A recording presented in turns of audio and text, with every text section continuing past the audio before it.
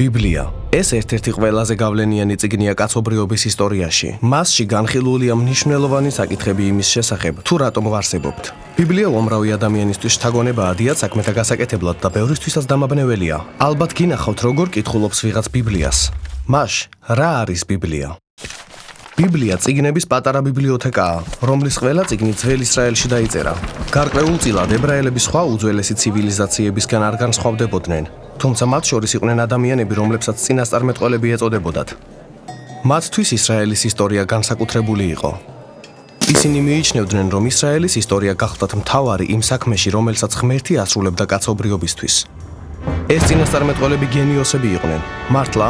ხო, ისინი ოსტატურად იყენებდნენ ებრაულ ენას და ქმნიდნენ ეპიკურ ამბებსა და დახვეწილ პოეზიას. ისინი მეტაფორების გამოყენების ოსტატები გახლდნენ. წერდნენ ისტორიებს, რომლებშიც ეხებოდნენ უმნიშვნელოვანეს ცხოვრებისეულ საკითხებს სიცოცხლის, სიკვდილისა და ადამიანის ტანჯვის შესახებ. ესე იგი, ეს წიგნი მრავალი ავტორის დაწერილია. ხო, და ეს ტექსტები 1000-ზე მეტი წლის განმავლობაში იწერებოდა ეგვიპტეში ისრაელის ყოფნიდან მოყოლებული ისრაელის სამეფოს შექმნამდე და პირველი ტაძრის აგებამდე. ბოლოს ისრაელი ბაბილონელებმა დაიპყრეს და ებრაელები ტყვედ წაასხეს. შემდეგ ისტორიის გარდამტეხ მომენტში მრავალი ებრაელი დაბრუნდა საკუთარ მიწაზე.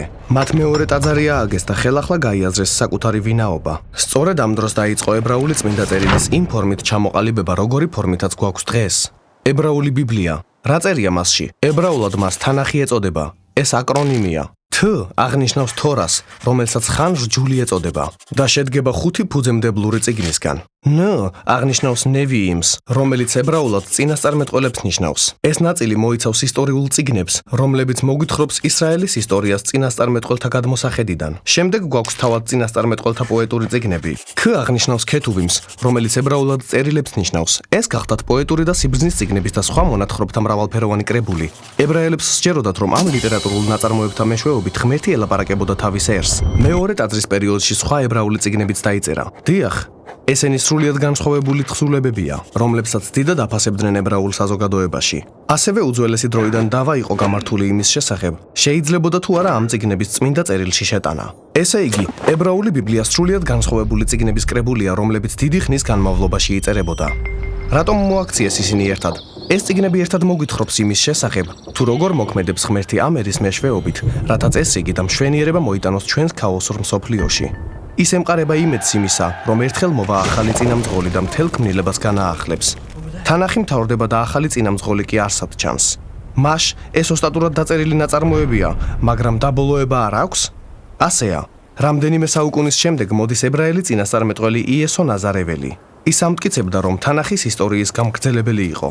იესომ მრავალი სასწაული მოახდინა, ის ჯვარს აწვეს, თუმცა მისი მიმდევრები ამტკიცებდნენ, რომ მკვდრეთით აღდგა. ისინი ამბობდნენ, რომ იესო იყო ის წინამძღოლი, რომელსაც დიდი ხანი ელოდნენ. მისმა ადრეულმა მიმდევრებმა, რომლებსაც მოციქულები ეწოდებოდათ, აღწერეს იესოს ცხოვრება და ამ ნაწერებს კეთილი უწყება, ანუ სახარება უწოდეს. ასევე დაიწერა საქმეების წიგნი იმის შესახებ, თუ როგორ გავრცელდა იესოს მოძღვრება ისრაელის ფარგლებს გარეთ. დაიწერა წერილებიც მსოფლიოს სხვადასხვა ადგილზე მცხოვრები იესოს მორწმუნეებისადმი. ეს ნაწერები წმინდა წერილის ნაწილად აღიქმებოდა? ხო, მოციქულებმა ეს ყოველივე დაწერეს, როგორც თანახის ეპიკური ისტორიის აღსრულება, როგორც გაგრძელება წინამორბედ თაობათა ლიტერატურული მოღვაწეობისა. მათ სჯეროდათ, რომ ღმერთი ამ ტექსტების მეშვეობითაც ელაპარაკებოდა თავის ხალხს ისევე, როგორც ისრაელის ძველი წერილების მეშვეობით. ასე მივიღეთ ძველი და ახალი აღთქმა. რას ფიქრობდნენ ადრეული ქრისტიანები მეორე ტაძრის პერიოდის ლიტერატურის შესახებ?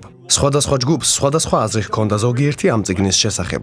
თუმცა ვიცით, რომ ისინი კითხულობდნენ მათ და აფასებდნენ და ებრაული წმინდა წერილის გვერდითაც ათავსებდნენ. ესე იგი, ჩვენ გვაქვს თანახი, ებრაული წმინდა წერილი. გვაქვს მეორე ტაძრის პერიოდის ნაწერები და ასევე მოციქულთა თხზულებები იესოს შესახებ. უამრავი ტექსტია, მათგან რომელი შევიდა ბიბლიაში. 2000 წლის განმავლობაში ქრისტიანობა სხვადასხვა ფორმას იღებდა. თავიდან ქრისტიანები მხოლოდ თანახსა და ახალ აღთქმას აღიარებდნენ წმინდა წერილად. თუმცა საუკუნეების განმავლობაში მეორე ტაძრის პერიოდის წიგნებსაც კითხულობდნენ, როგორც ბიბლიის ტრადიციის ნაწილს. საბოლოოდ კათოლიკურმა ეკლესიამ ოფიციალურად შეიტანა ამ წიგნების ნაწილი წმინდა წერილში და მათ მეორეულ კანონიკური წიგნები უწოდა. ზოგიერთი მართლმადიდებლური ეკლესია უფრო მეტ წიგნს იყენებდა მეორე ტაძრის პერიოდის ლიტერატურიდან. შემდეგ მე-15 საუკუნეში რეფორმაციის დროს პროტესტანტი ქრისტიანები დაუბრუნდნენ წინასწარმეტყველთა და მოციქულთა უძველეს ნაწერებს და მათ მხოლოდ ძველი და ახალი აღთქმა მიიღეს. გასაგებია, ვგონებ მივხვდი. მაგრამ როგორ შეიძლება ერთი ისტორია აერთიანებდეს წიგნების კრებულს, რომლებიც 1000-ზე მეტი წლის განმავლობაში იწერებოდა სხვადასხვა ავტორის მიერ? ამის შესახებ ჩვენს მომდევნო ვიდეოში ვისაუბრებთ.